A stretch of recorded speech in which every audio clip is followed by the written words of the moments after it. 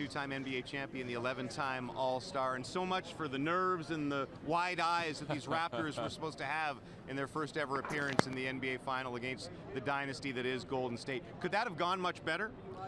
I would say that's the best way to go. You know, you definitely want to set the tone early in the series. I thought Marc Gasol and obviously Siakam and their bench got off to a phenomenal start. And that's the things that you want to see at home against a very good team.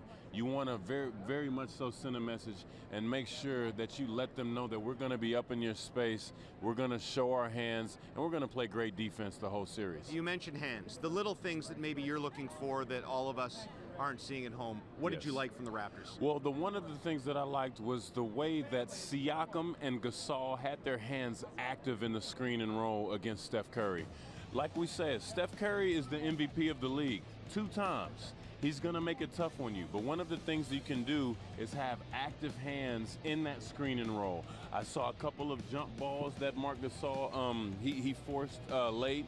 He's seeing a lot of traffic deflections just like that there, just making it tough on Steph, not allowing him to carve you up as the game goes on. There were moments earlier in these playoffs when Siakam was struggling, and it looked like, particularly near the end of the game, he didn't want the ball. It was almost like hot potato. The exact opposite tonight, where he just couldn't miss. 14 of 17. And you said yesterday he was the X factor in the series. He wasn't the X factor, he was the factor tonight. Yeah, he was the factor. When he plays well, the Raptors are damn near unbeatable. And you have to look at it. Kyle Lowry did not get in double figures today, but Siakam was aggressive. He knows that he's going to have the chance to attack these guys in the open court, and he's just being himself, going to the hole, being aggressive, being himself and being Siakam instead of trying to step out, shoot threes. Attack the rim, be aggressive on these guys. You were looking at the stat sheet and you said if you just look at the top part in Golden State, you say, okay, Steph 34, Klay Thompson 21, you'd think they'd won. Yeah, absolutely. They did their thing for the most part, although Klay got frustrated near the end. But is it more telling that they didn't have anything else besides these two? Well, I'm going to say the first thing that I look at is Draymond Green's turnovers. Usually they're unbeatable when he gets a triple-double.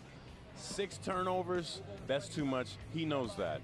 Steph Curry had a phenomenal game. He's having his games that he usually has. And, you know, it's kind of probably a little debilitating a little bit to see that he has that game and you still probably lose the road game.